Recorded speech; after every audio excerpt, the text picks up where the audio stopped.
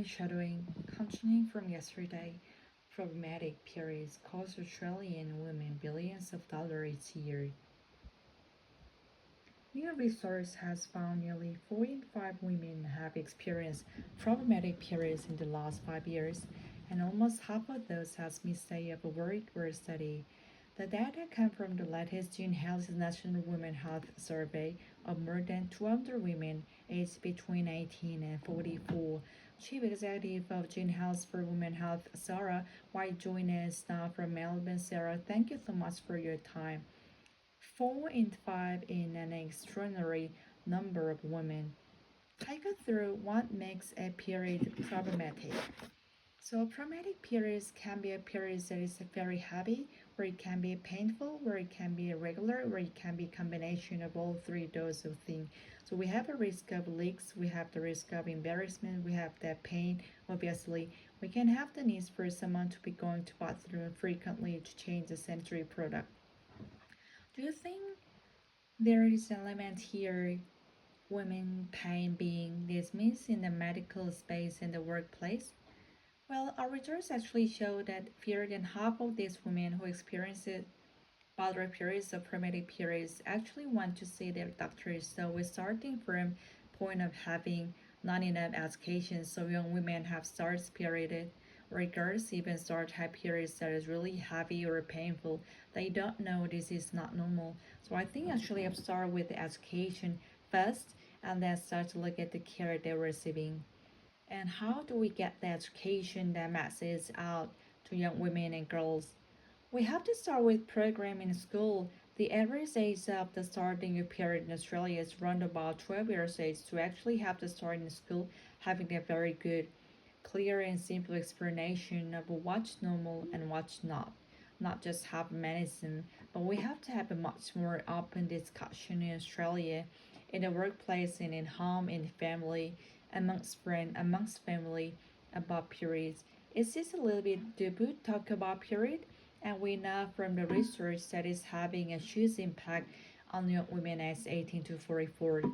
Actually, can you take us through some of the results from this survey because missing work and study because of your periods is pretty significant. How much of impact is this having on those women? We see around half of these women have missed days of work in the last 5 years. That's a very broad finding. I think we need to look at individual cases. We find young girls and young women who are just missing out on career opportunity because they are away for work. They're missing out the city opportunity. There's a really big personal impact. Not being able to hang out so socially with a friend, being worried about being able to go out when the period is limited. So this is big psychological impact. And there is also, thanks to work done by the University of Western Sydney, showing that there is the cost of its economic impact is the 14.2 billion dollar to Australia. So this is incredible impact on productivity. Absolutely. How does that figure of come out? That's really looking at and people being present minority their first census presentation that's about absenteeism. We have in fact since those that cause of women in her they're according to the doctor for example when using over the counter pain medicine for people who have a heavy period they may well be going through a lot of sanitary products that cause of well. We need to have a very comprehensive approach to support women and the other people and as well. We need to have a good policy approach to helping when these cause them different bearing. It's just time to think a workplace to implement living allowances perhaps for periods and other productive health issues.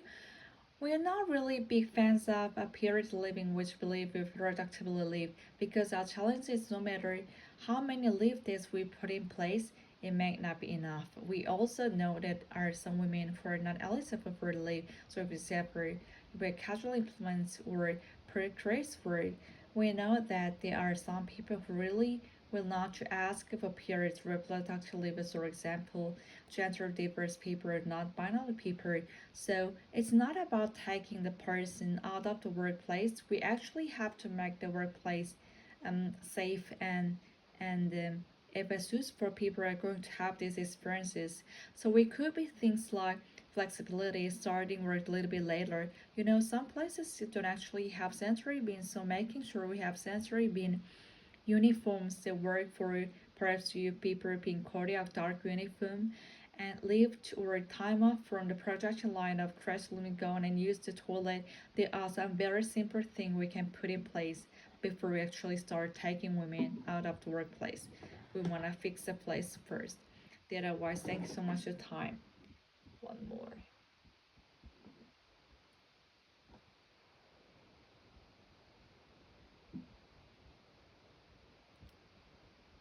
Yeah, absolutely. Can take us through some of the results from this survey because missing work and study because of your periods is pretty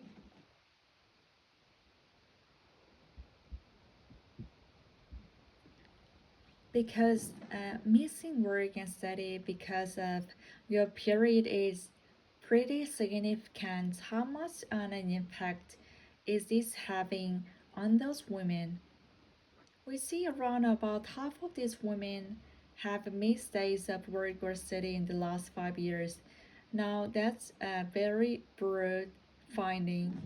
I think when you look at individual casualties, we will find the girls and women who are just missing out on career opportunities because they are away from work, they are missing out on study opportunities, and it's really a big personal impact.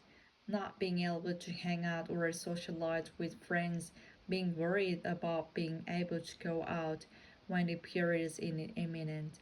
So there is a big psychological impact, and there is also thanks to work done by the University of Western Sydney, showing that there is the cost of this, the economic impact of this is $14.2 billion to Australia. So that's an incredible impact on productivity. Absolutely. How does that figure sort of come out? That's really looking at people being present but not working to their full extent. So presentism, and it's about absenteeism. We haven't factored into those the sort of cost that women incur when they going to see their doctor, for example, when they're using over-the-counter pain medicines. For people who have very heavy period, they may well be going through a lot of sanitary products there, so that's the cost as well. We need to have a very comprehensive approach to support women and the other people who ministers as well. We need to have a good policy approach to helping with these costs that some people are bearing. Is it time to think for workplaces to implement living allowances perhaps for periods and other reproductive health issues? We're not really big fans of a period leave, would you believe, or reproductive leave because our challenge is so many. How many leave days we put in place, it may not enough. We also know that there are some women who are not eligible for leave. So, for example, you're in a casual employment or precarious work. We know that there are some people who really will not to ask for periods or reproductive leave. So, for example, gender diverse people or non-binary people. So, it's not about taking the person out of the workplace. We actually have to make the workplace safe and suited for people who are going to have these experiences. So it could be things like flexibility, starting work a little bit later. Some places still don't actually have a sanitary bin, so making sure we have sanitary bin uniform they work for perhaps being people being caught out dark bottom uniform and leave or time off from the production line or a classroom to go and use the toilet. There are some very simple things we can put in place before we actually start taking women out of the workplace. We want to fix the workplace first, I think. Sarah White, thank you so much for your time. Thank you.